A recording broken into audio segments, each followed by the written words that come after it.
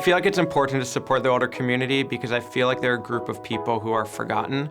Many of them live on their own and are trying to find their way around this world, and they need somebody to be there for them. From the first time that I met Oscar, I knew that it was going to become a great friendship. I had never met someone who was 99, turning 100 years old.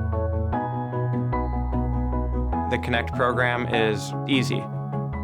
You gain a friend, you are helping out in the community. It takes very little time, but you're changing somebody's life.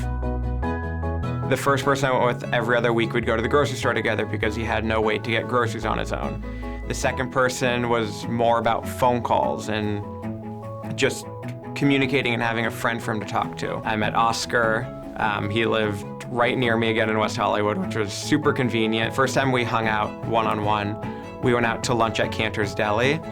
And I'm sitting there with this guy who's 99 years old. I'm driving him to Deli. He is getting out of the car on his own, and his cell phone starts ringing. And I'm like, okay. So he picks up his cell phone and he's like, oh yeah, I'm just sitting here with a friend right now. I'll call you back in an hour when I'm back home and we can hang out and do whatever we want. I'm like, here's this guy making plans at 100. He used to be in the jewelry business, which is something that I do for work. He played tennis.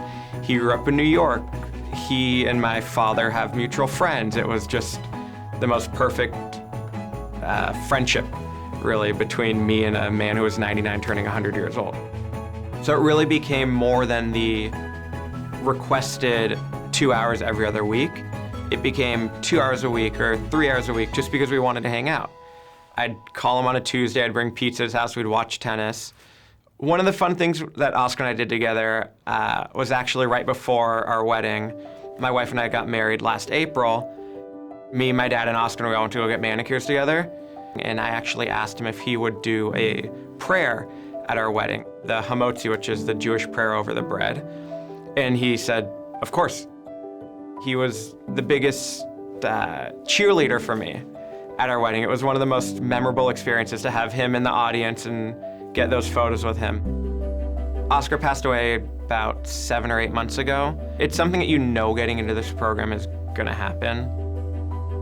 Oscar and I used to talk maybe once a week, and Oscar started calling me 2, 3, 4 times a week, maybe twice a day.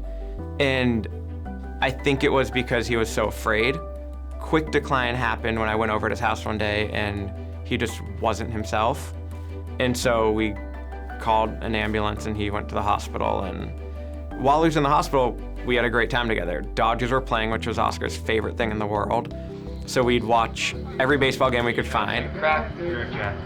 I don't care if I ever get back. I'd bring Cracker Jacks and Hazarai so we could sit there and feel like we were at a baseball game together.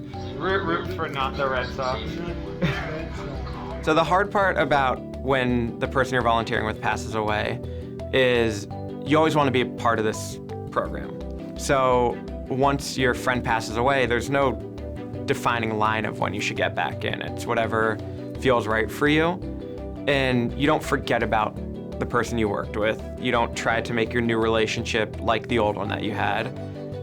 But you just see how important you were in this person's final days of their lives, and you hope to bring that fire to whoever you're now volunteering with again.